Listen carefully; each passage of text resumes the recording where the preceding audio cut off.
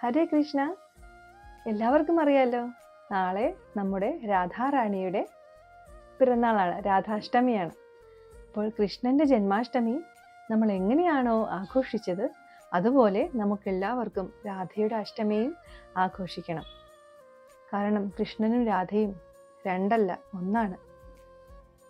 കൃഷ്ണൻ്റെ ഹൃദയം രാധയാണെങ്കിൽ രാധയുടെ ഹൃദയം കൃഷ്ണനാണ്.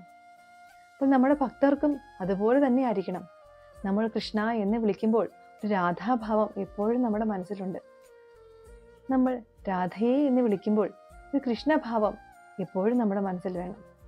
അപ്പോൾ പരസ്പര പൂരകങ്ങളായ അവരെ നമ്മൾ രണ്ടായി ഒരിക്കലും കാണരുത്.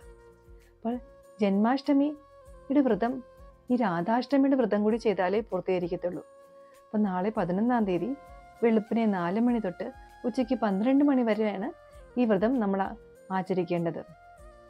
നിർജ്ജല വ്രതമോ വെള്ളം പോലും കുടിക്കാതെ, സജല വ്രതമോ വെള്ളം കുടിക്കാം, സഫല വ്രതമോ ഫലമൂലാദികൾ ഭക്ഷിച്ച്, ഇങ്ങനെ ഏതെങ്കിലും നിങ്ങൾക്ക് പറ്റുന്ന പോലുള്ള വ്രതം സ്വീകരിച്ച് നമുക്ക് നാളെ രാധാഷ്ടമി ആഘോഷിക്കാം. അപ്പോൾ ഓരോ വ്രതം നമ്മൾ ചെയ്യുമ്പോഴും ആ വ്രതത്തിൻ്റെ ഒരു കഥ കൂടി നമുക്ക്, ആ മഹാത്മ്യം കൂടി നമ്മൾ അറിഞ്ഞിരിക്കേണ്ടതുണ്ട്.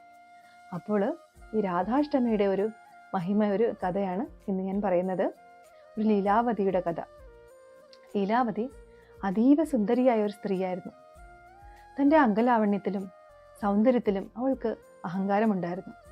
അവൾ അതുമൂലം ഒത്തിരി തെറ്റുകൾ ചെയ്തു. അവസാനം അതിൽ നിന്നൊക്കെ ഒരു വിരക്ത തോന്നി അവൾക്ക്.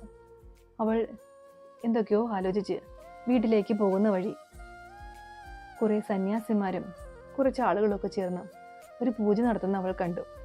അവൾ പോയി ചോദിച്ചു, നിങ്ങൾ എന്താണ് ഇവിടെ ചെയ്യുന്നത്? അപ്പോൾ അവർ പറഞ്ഞു, ഇന്ന് രാധാഷ്ടമിയാണ്, 1000 ഏകാദശിയുടെ പുണ്യം ഈ ഒരു വ്രതം ചെയ്താൽ നമുക്ക് കിട്ടും.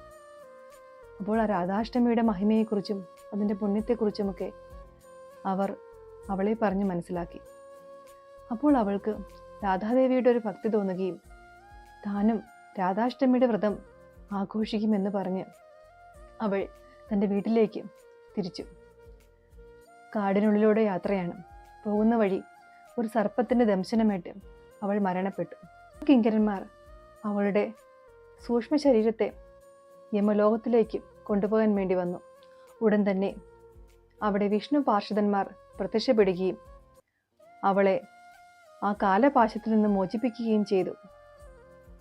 അപ്പോൾ ആ യമകിങ്കരന്മാർ വിഷ്ണു പാർഷദന്മാരോട് ചോദിച്ചു, നിങ്ങൾ എന്താണ് ഈ കാണിക്കുന്നത്? ഇവൾ ഒത്തിരി തെറ്റുകൾ ചെയ്തൊരു സ്ത്രീയാണ്. അപ്പോൾ ഇവളുടെ സ്ഥാനം കാലപുരിയിലാണ്.